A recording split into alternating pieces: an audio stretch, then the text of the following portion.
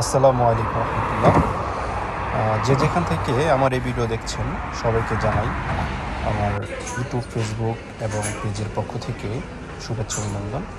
আজকে ছোট্ট একটি ভিডিও আপনাদের নিয়ে সামনে হাজির করলাম। সেটা হচ্ছে মূলত ইতালিতে আমরা যখন হাইওয়ে রোডে চলাফেরা করি তখন ক্লান্ত হয়ে গেলে বা একটু রেস্টের জন্য আমরা যে আউটো গ্রিলগুলো ব্যবহার করি, সেই আউটো গ্রিলের পরিবেশগুলো কেমন গুছানো এবং সেখানকার সৌন্দর্য কীভাবে তারা ফুটিয়ে তোলে, ক্লায়েন্টকে কীভাবে আকৃষ্ট করে, সেই বিষয়গুলো জাস্ট তুলে ধরার জন্য।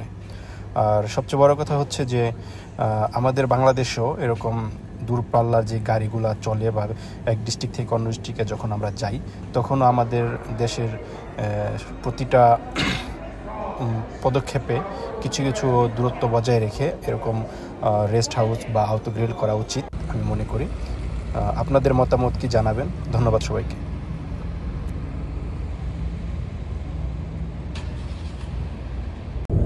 দুর্নীতির আখড়ায় বসে জাহির করে জ্ঞান, দুর্নীতির আখড়ায় বসে জাহির করে জ্ঞান, কলম দিয়ে কামায় টাকা আবার ধরে সাধুর বান।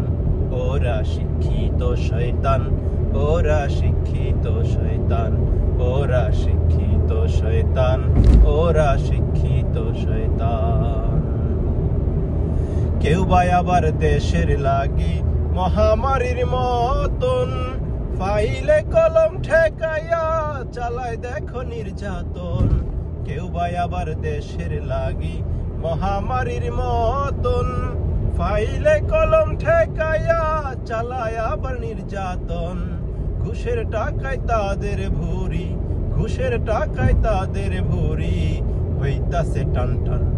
ওরা শিক্ষিত শয়তান, ওরা শিক্ষিত শয়তান, ওরা শিক্ষিত শয়তান, ওরা শিক্ষিত শয়তান।